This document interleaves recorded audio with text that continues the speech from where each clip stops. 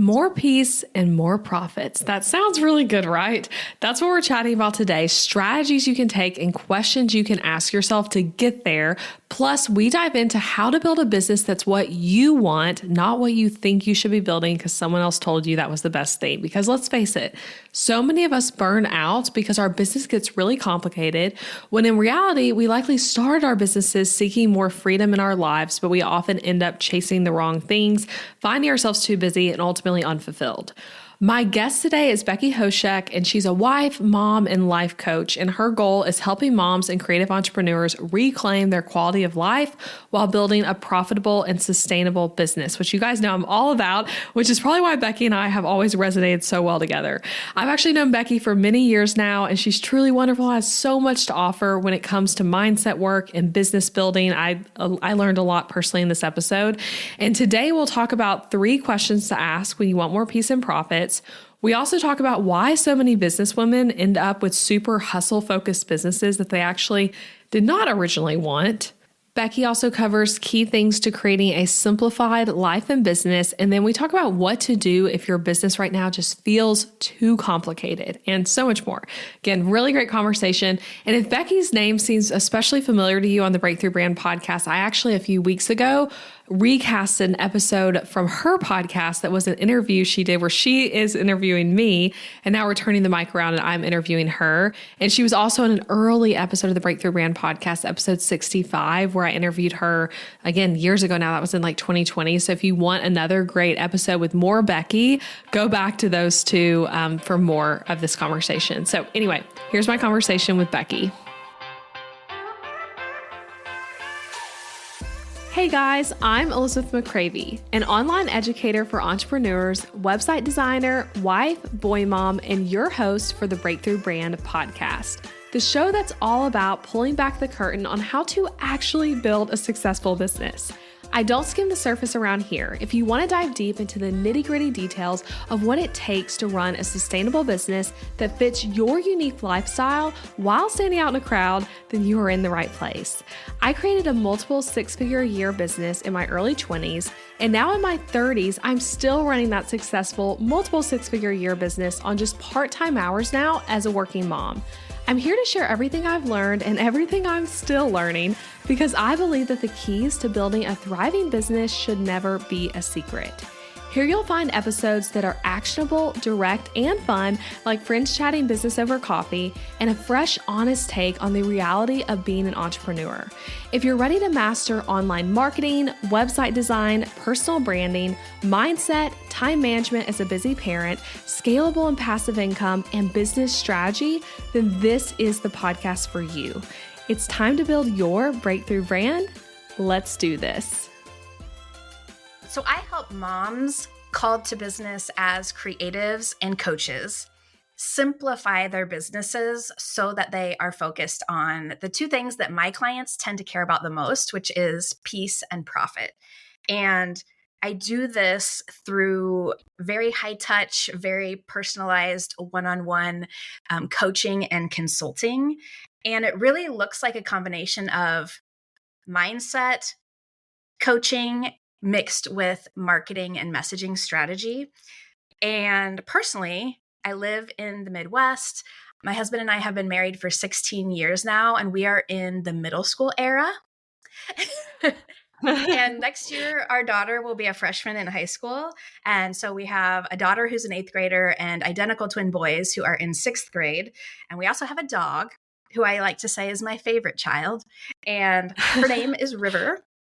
And yeah, so that's us. We live kind of out in the country on a property with 8 acres that we conveniently purchased right before COVID. And so that worked out really well for us to have all this space to ourselves.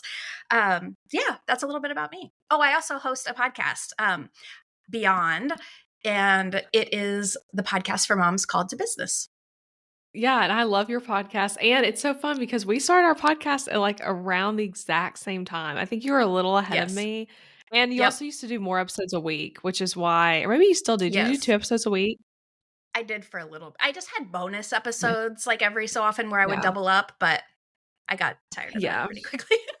Yes, yeah, it's fun being, like, on the same, like, podcast journey together, yeah. And I Yes. always love hearing from moms who have a different like, in such a different season, so I know you're gonna bring a lot to the moms listening to who are, like, in the younger years because 'cause you've, like, been through that already. Yeah. Yeah, okay, so a question to get started because I know you said your thing is helping business owners focus on peace and profit, and I know a lot of us also start our business for freedom, right? Like we're doing a 9 to 5. We want the freedom of like flexible hours, more time with our family, more time to travel, more time to do other things. But then we find ourselves in hustle mode where we actually are working more than we may have been at that 9 to 5. So I guess the first question for you is like, where do you think we go wrong in the process that happens to so many business owners? Yeah. What I tend to see is that somewhere around the mark of approaching or being beyond like the six-figure mark in a business, there's this realization that sets in that's like, uh-oh, like it's kind of like what got me here isn't going to be sustainable and something has to change because I can't keep going like this. So like what it took to get to that initial 100K or close to it or whatever that looks like for you. It's almost with everyone that this sense of uh-oh sets in and they kind of are like, I need to rethink some things. And I think there's a few things that happen. The truth is, like, starting a business is really hard, but I think we make it a lot harder for ourselves than it really has to be. I don't think we do this on purpose, but since we expect it to be hard, that kind of becomes our reality. And we're really good at overcomplicating things. And so we get into this cycle of doing more and more and more. And a lot of it isn't necessary. So it gets to the point where business isn't feeling like that reality of freedom, like you described. Something, it feels very different than the vision that you had. And I think that is kind of what happens. You have been going along, working really hard, doing all the things you think you're supposed to be doing to get momentum and get your business off the ground. But at a certain point, you realize this isn't really what you envisioned and really what you wanted. And you start to ask some questions. I think a lot of people listening can probably relate to that or have hit that at some point. And I've hit versions of that where it's like I have to be like, wait, is this actually what I'm trying to build? And you're right, it happens like once you hit certain revenue numbers, and then it's like, or even like complexity in your business, which I know we're going to get to, where Yeah. you have to reevaluate. Okay. So one thing that happens is that we overcomplicate things and then end up finding ourselves in hustle mode. What other areas do you feel like business owners go wrong with that? Yeah. Another big one I see is that we don't define what enough looks like. And this is so, so important. A lot of times we just think we need more, right? More clients, more sales, more revenue. And we're just kind of throwing things at what you're just trying to make that happen to get that growth going upward. And what business starts to feel like when you run it that way is what I describe as running a marathon where there's no finish line because you've never identified where that finish line is. So you know if you've reached the goal or done the thing that you set out to do. Yeah, that's a bad feeling, a good way to explain it and not defining what enough is, which I know we'll get into more. Yeah, what other things? I know you said you had one more thing that that Mhm. causes us to find ourselves in hustle mode. A big one is that without realizing it, we start building the business that we think we're supposed to be building because of what we see someone else doing or what someone else recommended or told us we should do, without making sure that that really makes sense for the business that we want to be building and the kind of lifestyle that we want to be living. And it's easy to get off course when you start veering that way. And it can take some time before you kind of start to recalibrate and think like, wait, how did I get here? What am I doing? Does this even make sense anymore? I feel like, again, a lot of people are like hearing these are like, yes, I can relate. That's how I've ended up in hustle mode. I know you have 3 questions that can help us focus on peace and profits in our business, questions to ask, questions to really evaluate. And you already shared these with me. And I feel like these are ones worth like, we're going to talk about them, hear you explain them, and then also like sit down and really answer these for yourself. But yeah, can you tell us what the Mhm. first question is and kind of explain it to us? Yes. So, the first question to ask when you're wanting to optimize your business for peace and profit is, what is my owner's intent? Now, if you've never heard this term before, I think of it as a less corporate-y version of a vision statement. And it really is answering the question, what's the end goal here? What is the purpose of my business? As I was sharing with you, I created a podcast all about this topic, identifying your owner's intent, and we can link that. It was just a couple of weeks ago. But it's very different building a business when your goal is to get on Shark Tank and get an offer from a shark than it is, say, if you're running my business, where my intent is really to stay small and maximize profit, working part time hours, doing work that I really, really love. So, defining that is so important. If you are trying to grow and scale, if you are trying to build a business that one day you want to sell, that is going to inform the decisions you make and what you do in your business so much. And if you don't have this defined, if you don't know what the point is or what the end goal is, then it's really hard to stay focused on things that are going to make the most sense to meet those goals. Yeah, I can totally see that. And like, so with that, like, let's say someone is like, okay, like maybe one day they really know what their owner's intent is and they like have the vision for what they want their business to be, but there's so many distractions of like other people Mhm. telling you this is the kind of business you should try to build, or like, oh, here's this cool marketing idea that you never thought of, and like look at this person, that person's business. Do you have any advice for like how you overcome kind of like the squirrel mindset, honestly, of like all the different ideas being thrown at you? Yeah. I think when you do have this defined for yourself, it becomes an automatic filter that you can ask those kind of questions. I think it's a lot easier to get distracted and chase the shiny objects when you haven't defined this, because Yeah. you're always almost looking for the next thing that's going to move the needle forward, or the next idea that you should try. And I think this is so common with creatives, especially because we do have a lot of ideas, and it's tempting to pursue the new thing that looks more fun and more interesting than what we've been working on. But when you have that intent to kind of guide you, it's a lot easier to ask, like, does this make sense? Yes, someone over here may be doing this, but are they even building the same kind of business as I am? And does this make sense for what I'm creating and the goals that I have? And that's a great question with that.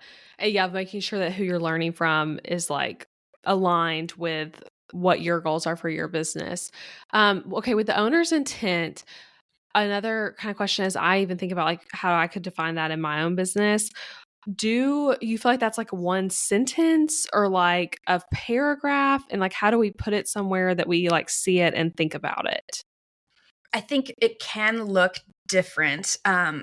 You may have one business may have, maybe the goal is purely financial, and like the goal of this business is to produce X amount of profit each year. For me, kind of how I define mine has a couple of points to it. There is the maximizing of profit is the first goal. Yeah. So I run a very lean business, keep expenses as low as I can. Now, I do have the ability to do a lot of the creative and a lot of the stuff in my business, so I don't require a lot of expenses, but that's a piece of it. For me, it's wanting to work part-time is another big piece, and doing work that I really enjoy. I think you and I even had a conversation at one point that I don't have a goal to grow a team. Like, that's just not Yeah. a part of my vision for where the business is going. And that's okay. Like, there's nothing wrong with that business model by any means, or neither is scaling with digital products or whatever that looks like for you. For me, I love working with clients one on one. And it took me some time to realize I don't know that I ever want to grow beyond that. Like, I love it so much. And so it's important for me to know that, because it's going to inform the decisions I make moving forward. So I think you can really make it concise into one sentence, but also know if it has a couple of parts to it, like mine does, it's not just financial. It's about the quality of work and the kind of stuff that I'm doing in my days, and also how much. Like, it makes no sense. There's only a certain point that I'm going to be able to grow serving people one on one if I'm only willing to work 20 hours a week, right? So, like, that's going to have a boundary that I can't, unless I were to scale through price. But those are just important things to know. Yeah. And that is so like helpful in defining so that you do know like what ideas to say no to and what ideas to say yes Hmm. to. And I think everyone here needs to hear what Becky just said of like, more people need to know that you don't have to scale your business with digital products or with a team. And if you want to, that's great. Yes. But I feel like there is such a, in the online business world, such a like, oh, service business, that's bad. You should go get away from that. You need to do digital products. That's where all the money is or whatever. And that's not always necessarily true. And digital products are not for everyone. Just Yeah. like maybe working with one-on-one for long term is not for everyone. But I feel Yeah. that a lot as someone who like teaches people doing both of like, it doesn't have to be all digital Yeah. products as like the solution to Yes. everything. 100%. And Yeah. for those listening who are one-on-one service providers, whether you're an educator or a designer or a photographer or whatever that looks like, I think it's really important when you start to consider what growth would look like or moving beyond one-on-one work. It was just really encouraging to me one day when I realized working with someone one-on-one, that's never going to lose its value. Everyone values personal, private, one-on-one attention.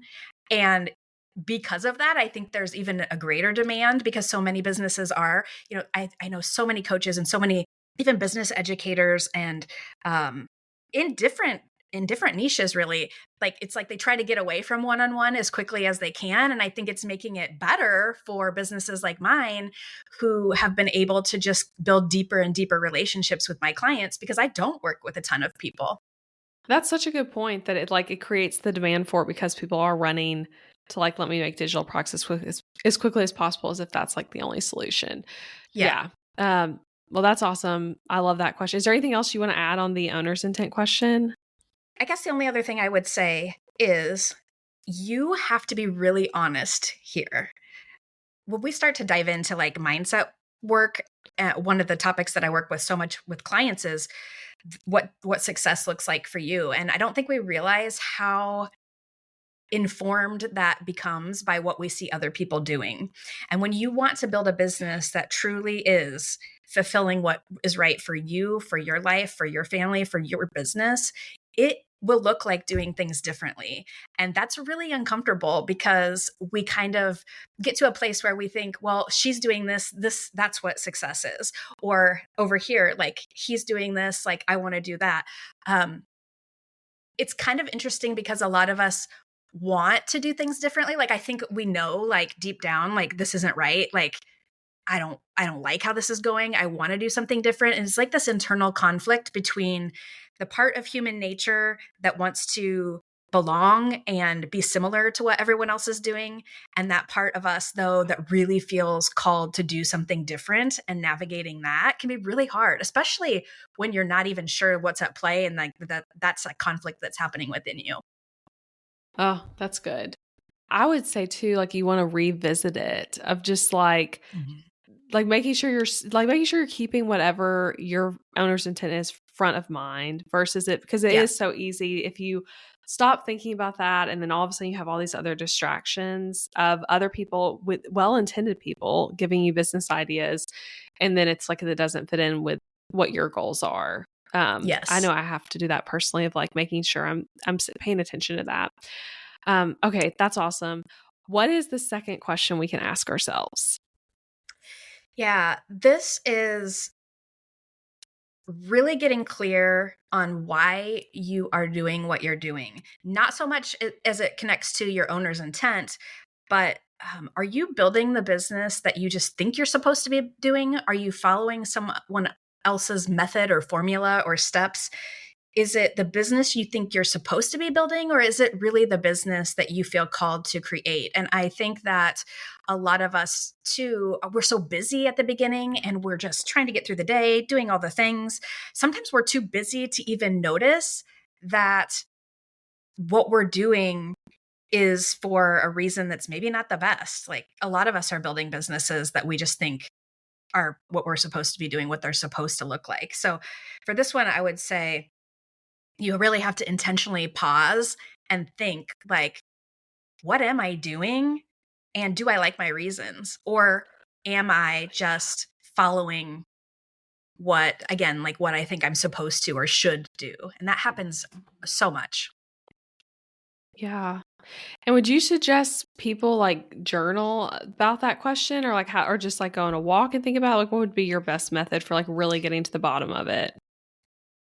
Yeah, I think it does require some introspection, some introspective time. If thinking while you're walking works well for you, or while you're working out or in the shower or whatever that looks like, I think it is really just asking what your reasons are, and do you like them, or does this just feel like what you're supposed to be doing? And I think we've probably all been in a season where we haven't really checked in to see if the decisions we're making are aligned with long term where we're going, but it's like, oh, this is what they said the next thing to do is. And I know I have an experience with that I'm going to share in a bit. But some of us are processors where we just like to like have a conversation with ourselves in our mind and think through this. If you're someone who likes to write, I think that can be really helpful too. If you're someone who likes to talk things out, I think this is one reason like coaching works so well for some people. But Yeah. even like a spouse or a friend, just like, hey, could you just like talk me through this, or like listen to me process this out loud? Yeah. Oh, those are great. Yeah. Everyone needs different ways. I know for me, like as you're talking, I'm like, I'm gonna like get out my journal and like write about these because that would be my Yes. version of this. Yeah. Yes, I love that though. Like you gotta think about it though. And with like the question of, am I building the business I'm supposed to be? I think Hmm. something too listeners might need to hear with that is like sometimes we end up building a business or an offer that you're like, whoa, whoa, whoa, this was actually not what I was supposed to be doing, but you thought it was. So I would just add having Yes. compassion on yourself if that's what happens. Cause I know I've shared about this on the podcast before, but I had a membership.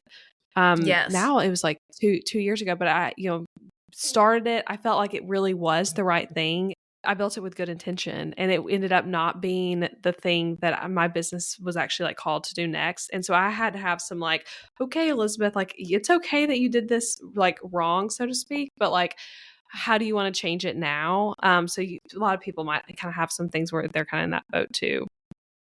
Yeah, and I guess to build on that too, I guess the opposite can happen. There can be times, you can literally just change your mind sometimes. My whole intention when I decided to pivot into coaching was that I wanted to create a membership. And that was my whole like intent. And as I started learning about just the pros and cons and just nuances of different business models, it became very clear to me that that is not the direction that I wanted to go. And, but I didn't know it yet. So I think you do have to give yourself some grace, because you learn as you go and you figure out a lot of things as you go. So even when you have the best laid plan, there are times where you're just going to learn things that lead you to change your mind. And that's okay too. Yeah. You can grow and evaluate. Business is such a journey. I love that. Yes. Okay. I really love this third question. Can you walk us through that last one? Yes. The third question is, where does business feel complicated? And most likely, if you just ask yourself this, your mind is going to go somewhere. And usually it's where things feel the most difficult, things feel the most stressful or overwhelming. But ask, where does business feel complicated? It can look very different for each one of us, but one way I like to think about it is, where does it feel like there may be too much of something? Overworking, overthinking, overspending, Mm, overextending yourself in your commitments. Asking that question, where do you feel like there's too much of something, can be a really good indication to point you more toward where that problem area might be. yes. And I feel like I can even think of things in my business where I'm like, that was my answer. Well, like where things are feeling complicated. And then it does point you to like maybe setting better goals, changing things, all of that good stuff. For someone listening though, who's like, oh my gosh, I have built a big complicated business that's stressful. What would you suggest they do to like start simplifying it more?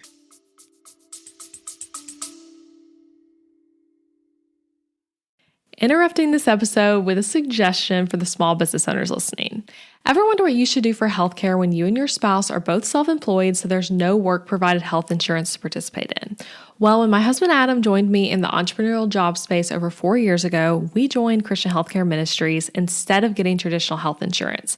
And it was the best decision for us, especially in these years of growing and raising a family while also running multiple businesses. CHM is a health cost-sharing ministry and is a faith-based alternative to health insurance. We did tons of research before choosing CHM, and if you know me and Adam, you know we are all about doing the math when making big or small financial decisions. And even though it's not insurance, CHM shares 100% of eligible medical bills, which is more than the typical 70 or 80% of medical bills paid for by insurance companies. All sharing is determined by the CHM guidelines, which you can check out before and after joining. And for the mamas and mamas to be listening, you truly cannot find a better healthcare option for maternity care. I had a vaginal delivery and a C-section and birth center care and hospital care between my 2 pregnancies and births, and it was all 100% shared for. And outside of birth, we've had our share of emergency room visits and procedures as a family, and those costs were all shared by members at Christian Healthcare Ministries, leaving us only paying our monthly contribution. CHM is less expensive month to month than insurance, and because there's no network, you can choose your care with whichever providers best fit your family. I seriously just cannot recommend Christian Healthcare Ministries enough. You've got to check them out. Go to elizabethmccravey.com/CHM for more information. Also putting that link in the show notes, elizabethmccravey.com/CHM. Now back to the episode. Yeah. Well, I think that asking these questions are a really good start to get you just the clarity that you need to move forward in taking a new direction. Once you get that clarity and kind of realize like, maybe there's opportunity here to change some things. Then you really want to get clear on what's working well and what isn't. So kind of building on that question of where do things feel complicated. On the flip side of that, you can ask yourself, like, where do I feel like I'm my best? Like, where do I feel like the best season of my business has been? Like when it was doing the best, like what was going on at that time? What was I doing that made it feel so aligned with how I want to be working or how I want to be living? Also, when you think about the different roles and the different types of work that you do within your business, asking yourself, like, what are the parts that are your favorite that you look forward to doing when you wake up each morning, and what are the parts that you don't? Not that you have to be a business owner who only does the fun things by any means, but I think it sheds a lot of light on where there's opportunity to focus your time, or if you do decide that you want to have some help and hire someone, where are those areas that would make the most sense to kind of hand off to someone else first? Yeah, that's really great. And also with those 3 questions, what would you say how we can use them to, I know as we're listening, we're like midway through the year, but maybe even as we're like evaluating goals, how could we use those questions to end up like making them really actionable and setting better goals for our businesses? Yeah. So I think the first 2 questions, so identifying your owner's intent, and questioning if you're building the business that you think you're supposed to be building or actually want to be building and feel called to build. Those 2, I think they provide a lot of clarity in terms of purpose and direction. And then when we're setting goals and making decisions, everything you do can be filtered from the lens of the clarity that you found between those 2 questions. And then with the third one, I think where your business feels complicated, it just really shines a light on where some things might need your attention, or where things have gotten where there's an opportunity to simplify. And that can be where you end up setting some goals, or I loved your like alternative version of that question, even of like what season of business or thing in your business makes you feel like more light and like it's going well, and where are you your best? Because that also is like, can make you be like, let's do more of that. Yes. Those questions are Yes. awesome. And the truth is that the way our brains are wired, we're always going to default for looking at what's going wrong. And so if we can give ourselves equal airtime of looking at what is working well, I think that can help inform a lot of your decisions as well. But if you're so busy that it just feels like you're constantly putting out fires and trying to make it through the day, it's you aren't thinking like, oh yeah, also at the end of the day today, I'm going to think about what's working well, right? We don't just naturally do that, but it is really important. Yes. And I've said that before on this podcast, but like that's why I think as business owners, you need time in your schedule where you don't have anything to do except for think about stuff like this. And so Yeah. often it's like between motherhood and marriage and your business, especially if you aren't working like 40 hours a week, it's like you're never making time for like just thinking about your business. So it's like Yes. yeah, what I know when my business has been at its best, which I feel like right now I'm in a place right now where I'm like, business feeling really good. It's like I'm Hmm. doing this of like setting aside time to like actually think about and evaluate. And it doesn't always feel productive compared to like what you could be doing of like recording a podcast or working with a client or whatever it is. But it's really Yeah. important. Yes. Yeah. Okay. Another kind of thing that I've heard you talk about is that there are two key things to creating a simplified life and business. Could you share a little bit more about that? Yes. So, how I like to describe this is that these two pieces have everything to do with the role of story. The first one is the stories we tell ourselves through our mindset. And the second is the stories we tell everyone else through our messaging. So, those, our audience, those dream clients that we want to work with. And the two are actually very connected. And I don't think it's something that we give a lot of thought to. In fact, it's taken me a few years of working with clients to realize why this is so important, and also that my ability to help people with both pieces is not something that's very common. And that has really come to the surface over the last couple of years too. What I like to say is that the stories you tell yourself about you, about your business, about yourself, about what is possible, those stories don't only inform your level of confidence, but also how you show up as the leader of your business and the server of your clients. Mindset, I would say, is often the most overlooked and underutilized strategy that we have as entrepreneurs because it's kind of tough to do on your own. There are pieces of mindset work that you can absolutely do, journaling, using different tools. But the truth is that it's really hard to see what we can't see for ourselves. And a lot of times we do need the perspective of someone else to shine a light on those things if we really want to get to the root of what's going on. So often we just need someone else to show us, to shine a light on those stories, because it's not, if we can't see them, we can't do anything about them. So there's the stories that you tell yourself. And then these stories that you tell yourself have everything to do with the stories that you tell your audience and your ideal clients through your messaging. I think why I love the work that I do so much is because marketing and sales have everything to do with understanding psychology and human behavior and what it is to be human, what matters to us, what we care about. And it's become so clear to me working with clients over the last years that the more you understand you by doing this work, by taking the time and prioritizing your own mindset work, and really, like, nobody seeks out, I've never had a client come to me saying, can you please help me work on my relationship with myself? But that is actually a huge piece of what we ended up doing. But the more you understand yourself, the more you're able to understand and relate to other humans, which is a super valuable skill set as an entrepreneur. When you understand why something feels hard or a certain pain point or what life on the other side of solving that problem looks like and why it's so valuable, these are all things that you can learn through your own personal work, but translate out into how you communicate to your people and your audience. And it's a complete game changer because this is not something that a lot of business owners invest in. And the ability to make your people feel seen and heard and understood is not something that you can fully do or do well without first having done that work personally. That's a word.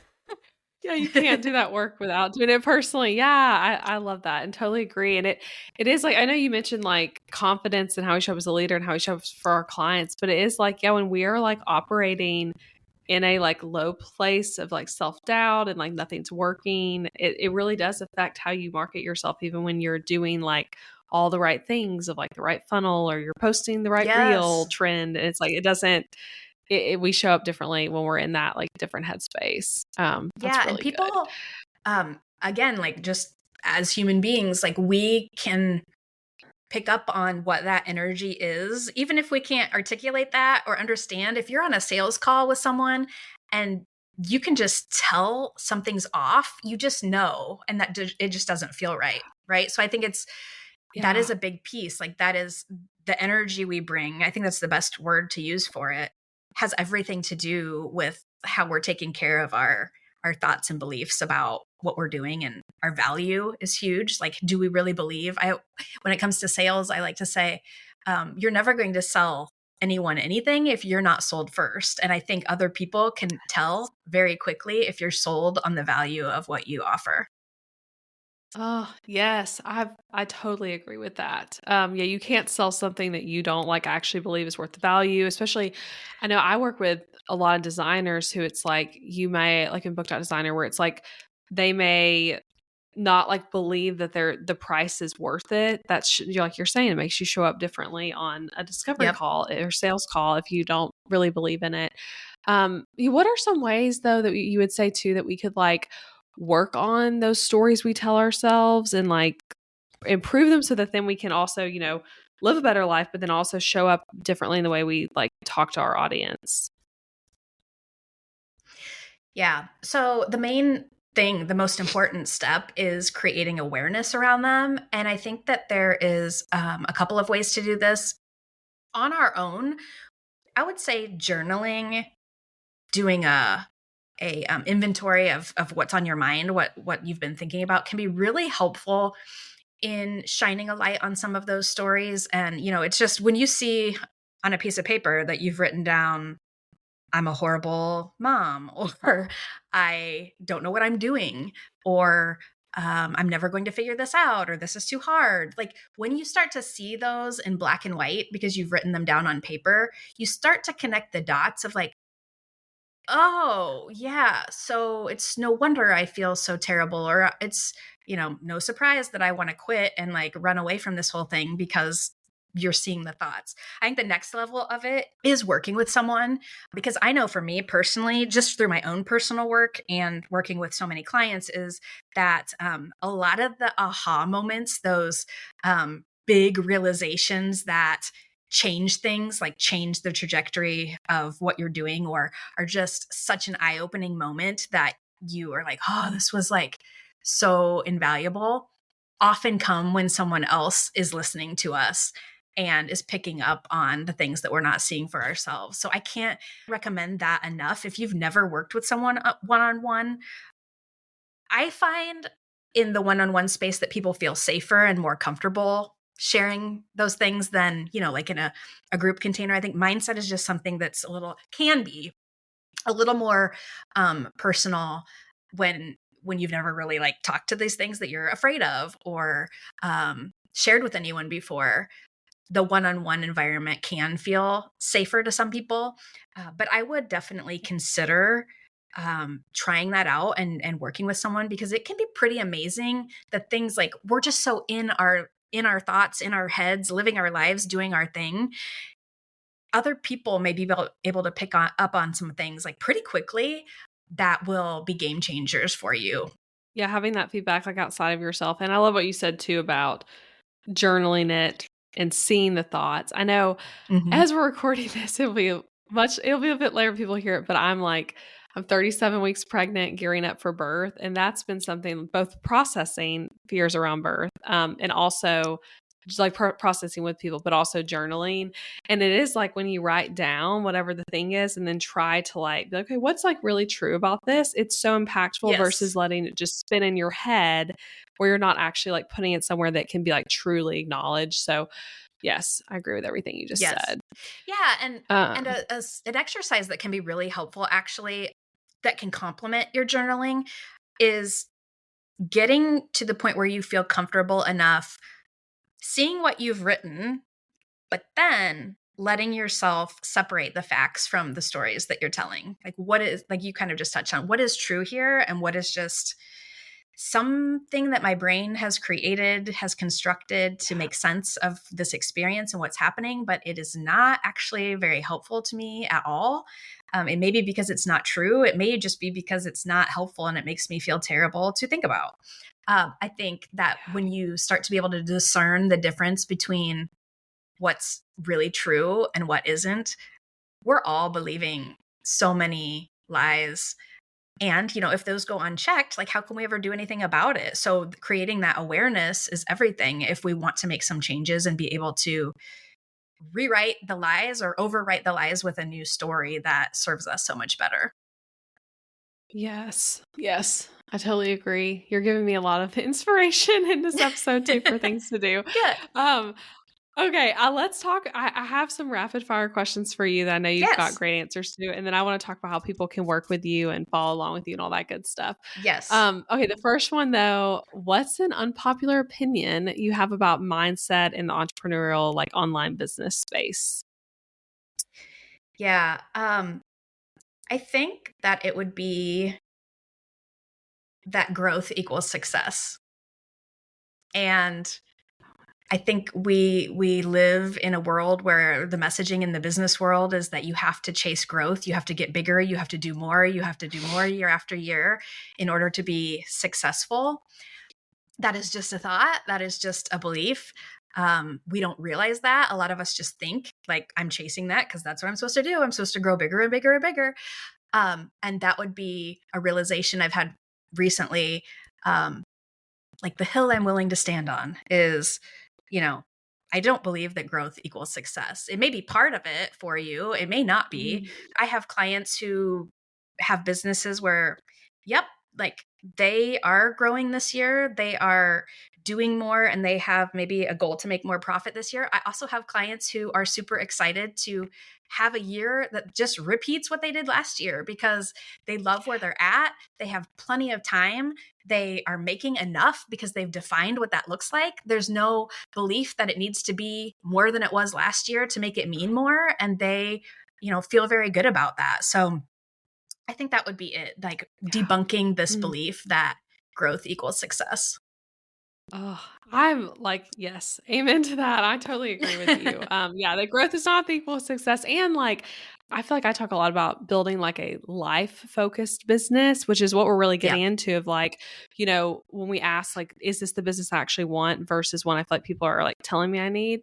But when you're building like a life focused business, life is always changing. You enter different seasons where it might be like, yeah, growing the revenue and profits is not a goal this year, but this thing in my personal life is in my business and personal life. Yes. Even if we want to say like, let's balance and separate them, they're not as separate as you might would wish as a business owner. So it's like what's happening in your personal life is greatly going to affect how things are happening in your business. We have to think about those together. Yep. Yeah. Yep. And I I think love too, that messaging can lead us to feel like if we have a year, let's say, where we see numbers that are lower than last year, I think we automatically think that we've failed because we were supposed to grow, we were supposed to get bigger. And I think it's really interesting. Last year, I actually had a goal to, kind of not really downsize, but like my goals were smaller because I needed capacity to give attention to some other things that were going on in my life. And on paper, to someone else, that may look like, oh, that wasn't a very good year. That was the best thing that I could have done for myself. And the numbers on the financials for the year are just a piece of that because I would describe the year as very successful. Yes. Yeah. It's like, it's not all just defined by like number stuff for sure. And I feel some of that this year because as I am in a year like with a newborn, it is like my goals. Actually, I literally have revenue lower goals than I did the year before. So it is like, and I don't know if maybe they'll do better than that, but it is like, I am like, that's not my biggest like life focus this year by any means. Yeah. So that's just such a good thing that we need to be reminded of. Okay, I love this question, but do you have a favorite failure? So basically like a failure in your business, when we define failure lightly there, but like something that set you up for success later on or taught you something. Yes. Yeah. So several years ago, I launched a group program because I believed that's what the next thing I was supposed to do. Um, where I was at in my business, I just things I was listening to, things I was learning, it just seemed to make sense. So I invested in working with someone, significantly invested in someone whose expertise was in this area, growing a group program. And I realized pretty quickly that this direction didn't really make sense for me, my goals, or the business I was building. I did not want to be spending all my time creating curriculum and doing a lot of other back end things that like was keeping me from working personally with clients. And it was a costly lesson financially. I offered that program once or twice, and then not again. But on the flip side, what I learned that year has impacted so much of what I do now and played such a role of something I needed to learn in order to kind of unpack my own, I don't know if you would call it like not necessarily like intellectual property, but my own way of doing things that is different. And how then can I articulate that in a way that I can teach that? So much of that became what is now simplified, the 6-month coaching and consulting intensive that I have for coaches and creatives. And I don't think I would have arrived there if I hadn't had that experience of seeing how complicated things get when you start to go in the wrong direction, and only wrong because it does not make sense for where, who you are and how you want to be working and how you want to be growing. Such a good way to put that too, of like, ask yourself, how can the failure like impact your business positively in another way, even though that thing didn't work out. I still remember sitting with you at Frothy Monkey and us talking Yes. about that whole thing of like that decision and everything going on there. And Yes. it is like, it's so great to see how it has led you to like something that is like the right fit for you. So that makes me really happy. I do think that anytime you can think, whenever I see something doesn't work out as I think it's going to, or if things just take a different direction than I was expecting, I really do like to ask, like, okay, what is the lesson here? Because that was a 5-figure lesson. And so I wanted to get some value out of that, right? Like, what is the lesson here? And there were so many takeaways. I mean, I could probably talk for an hour about the different lessons I learned from that experience alone, just in terms of clarity in what you're selling and integrity and so many things that were so many takeaways from that. But I am grateful for it because I think it led me to ask myself some questions as an entrepreneur that I now know are so important to ask my clients. And I would never have known that if it wasn't for that experience. Mm, yeah. What's the lesson? That's a good question we can learn through all that kind of stuff. And it's business owners, it's like, it's something we have to remember. It's like you're always in like school in a sense. There's always things to learn, to grow and evolve in your business. So it's like everything has learning moments in it, in our experiences, and even in like listening to stuff like this podcast where you're learning things. So Yes. yeah, I love that. I know I always Okay. like to say business is a lot like parenting, in that as soon as you think you have it all figured out, everything changes. Yes. Oh my gosh. That's been like, especially like, I guess it happens like forever, but I feel like I've felt that so much going from like 0 to 2.5 years old with Colin, of just like, it's everything, Yes. even down to sleep. It's like you figure out sleep and then it's like you got to change up nap schedule or whatever else it Yep. is. Yep. Yes, that's so true. Okay. What's your favorite thing about being a mindset coach and like running the business you run? Yeah, I always like to say that my job is to help you grow your business, but my mission, I think that like what it is deeper that I'm called to is to help you grow as a person. And there's something so fascinating to me. I mean, from even like from a faith perspective of how I see God working in our lives through motherhood and business. I think that the way it builds character and shapes and refines us is something that can only be, in some ways, accomplished through the roles of being a mom and being a business owner. And this work just creates such a ripple effect. I love seeing how something that I've worked on with a client or something, if you become a more confident decision maker as an entrepreneur, seeing that ripples out into how you parent and how does that impact your marriage, what you think about yourself. It impacts everything, every part of your life. So I think that's probably the coolest part. I have fun. I love business. I love marketing. I love psychology. I love mindset. But the coolest part, like my favorite part, is seeing how not only businesses grow, but people do. Yes. Oh, I love that. And you're so good at all that. That's awesome. Thank you. So let's close with telling everyone about how they can work with you in your program Simplified, and then also about how they can listen to Beyond podcasts.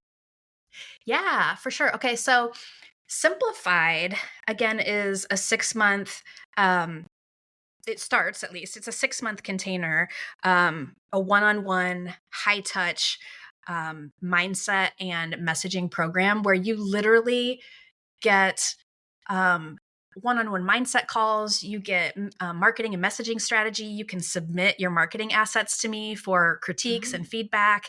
I'm very much like a partner with you. I like to say that working with me in this program, and I say program, it's still a one-on-one experience, but working with me, I like to say, is like having a business therapist, a creative director, a marketing strategist, a copywriter, and a personal trainer for your brain all in one, because it kind of checks all of the boxes. And it's not necessarily limited to 6 months. Like the clients inside Simplified always have first dibs on any openings. So you could always continue beyond that. But it's so much fun. The process, who I would say is for is if you are at the point where you're seeing some success in your business financially, you're seeing some results, you have clients, you have a service that sells. I don't work with product-based businesses because I don't know anything about running a physical product business. I know a lot about building a creative business as a designer or a writer or an online service provider, coaches, educators, consultants. But if you feel like you're at the point where you're starting to feel like this is getting complicated and you don't see it being sustainable unless some changes are made, I would encourage you to apply for Simplified. It is such a personal growth journey as well as business. It combines the two things that I really do believe are the most important to creating a peaceful and profitable business as a mom, which is the stories you tell yourself and the stories you tell your people. And how can we leverage that to really make the most of the time that you're working in your business? So Simplified is application based. You can apply at beckyhoschek.com/simplified. It takes about 7 minutes to complete the application. If I receive that and find that I feel confident that you're a good fit and I could help you get where you're wanting to go through Simplified, then I invite you to a one-on-one call where we just chat, get all of your questions answered so that you can make the best decision for you. That's what that looks like. And then beyond the podcast for moms called to business, it is on Apple, Stitcher, wherever you listen to podcasts, Spotify, wherever you listen to podcasts. Like episode 288, I think, is what I'm working on this week. So Awesome. I haven't run out of ideas yet. Yes, I know. Some of you are about to hit 300. You may have hit 300 by the time this airs, which is so exciting. Yeah, we may. Yes, but you guys go check out Becky's program Simplified. And then there is a spot to put like where you heard about it. So if you do apply, put this podcast or my name or something there so Becky knows where you came from. Definitely. Perfect. And go listen to her podcast too. Seriously, your podcast is awesome. Thank you. Awesome. Well, thank you so much, Becky, for being here. I love this conversation. I know I got a lot of learning from you, and I'm sure listeners did as well. I'm so glad. Hey, thank you for listening to the podcast today. That just flew by, didn't it? If you enjoyed the episode, then I want to invite you to check out my online course and coaching program for designers, Booked Out Designer. In this program, I teach you how to build a successful, in-demand, booked out business as a designer. You'll learn everything from the exact experience I take clients through to things like figuring out your niche, mastering discovery calls, pricing your services for profit, attorney-drafted contract templates, my exact social media strategies to book clients, and so much more. You even get to watch recordings of me in meetings with actual clients. We take things you're learning on this podcast and so many things I've actually never even covered on the show and dive way deep into them. In addition to the amazing course with 9 modules of teaching and over 90 lessons, you also get group coaching calls with me and access to an exclusive Facebook community of designers just like you. To get info and join the course, head to elizabethmccravy.com/BOD, short for Booked Out Designer. That's elizabethmccravy.com/BOD. Designers all over the world and in all different niches are having insane wins from this program, and I would love to help you do the same. That's Booked Out Designer, found at elizabethmccravy.com/BOD. Okay, that's it. Can't wait to connect with you again next week. Bye, friend.